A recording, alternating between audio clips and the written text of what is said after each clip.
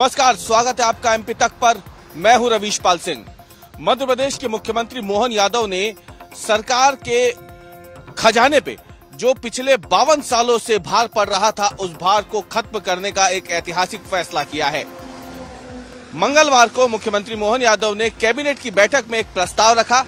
प्रस्ताव ये था कि सन 1972 के आसपास जो नियम बनाया गया था, जो अधिनियम बनाया गया था कि मध्य प्रदेश सरकार के जो मंत्री होंगे उनका इनकम टैक्स सरकार भरेगी, उस अधिनियम को मोहन यादव ने जब सामने रखा कैबिनेट के सामने और कहा कि वो इस अधिनियम को समाप्त करना चाहते हैं, मंत्रीगण जो है अपना इनकम टैक्स खुद भरे, सरकार नहीं भरेगी, तो मुख्यमंत्री मोहन यादव के इस प्रस्ताव पर सभी मंत्रियों ने अपनी सहमति दी। ये प्रस्ताव कैबिनेट में पास हो गया। अब जल्द ही ये अधिनियम जो है खारिज हो जाएगा, यानी अब मध्य प्रदेश सरकार के मंत्री अपना आयकर स्वयं भरेंगे। सरकारी खजाने से उनका आयकर नहीं भरा जाएगा। अभी तक क्या होता था?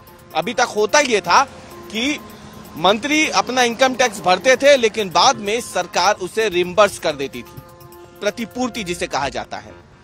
लेकिन अब ऐसा नहीं होगा। मंत्री जो इनकम टैक्स भरेंगे वो उनके स्वयं के बैंक खातों से भरेंगे, उनके स्वयं के रुपयों से भरेंगे। सरकारी खजाने पे अब इसका भार नहीं पड़ेगा।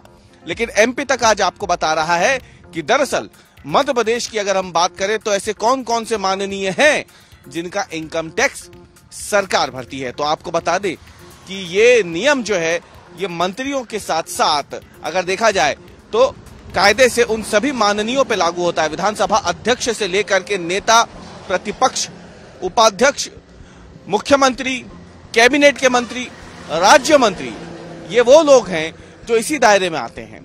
अगर आप देखें तो मुख्यमंत्री की तनख्वाह सबसे ज्यादा होती है। तमाम तरीके के भत्तों को मिलाकर के उन्हें करीब 2 लाख रुपए महीना मिलते हैं। विधानसभा अध्यक्ष की बात करें तो कई सारे भत्तों को मिलाकर के उनकी तनख्वाह हर महीने 1,85,000 के लगभग बैठती है। विधानसभा में नेता प्रतिपक्ष और उपाध्यक्ष की अगर बात करें तो उन्हें मिलते हैं करीब 1,70,000 रुपए महीना। कमोबेश यही स्थिति अगर देखा जाए तो मंत्रियों पर भी लागू होती है। उनकी तनख्वाह भी करीब करीब 1,70,000 के आसपास बैठ जाती है। विधायकों की अगर हम बात करें तो उन्हें करीब मिलता है 1.5 लाख रुपए के आसपास।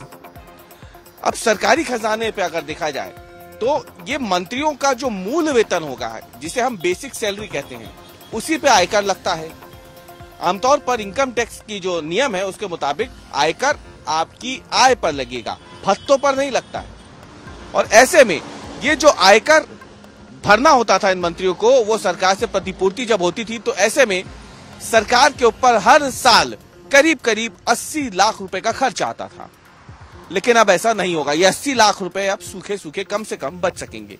पिछले 5 सालों में मध्य प्रदेश सरकार ने करीब 3.5 करोड़ रुपए से ज्यादा सिर्फ माननीयों के इनकम टैक्स भरने पे ही खर्च कर दिए थे।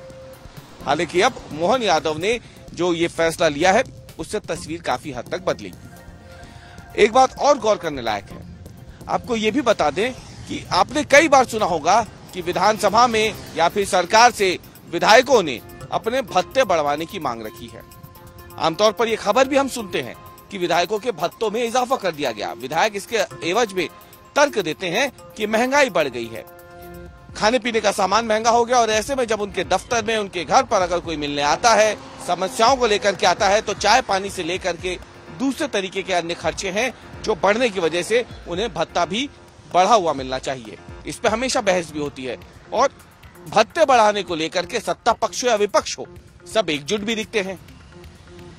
यहाँ पे गणित ये है कि दरअसल इनकम टैक्स जो लगता है वो आमदनी पे लगता है, यानी आय पर, मूल वेतन पर, भत्तों पे नहीं लगता है। और इसलिए माननीय अपने भत्ते बढ़वाने की हर बार कोशिश करते हैं, मूल वेतन नहीं।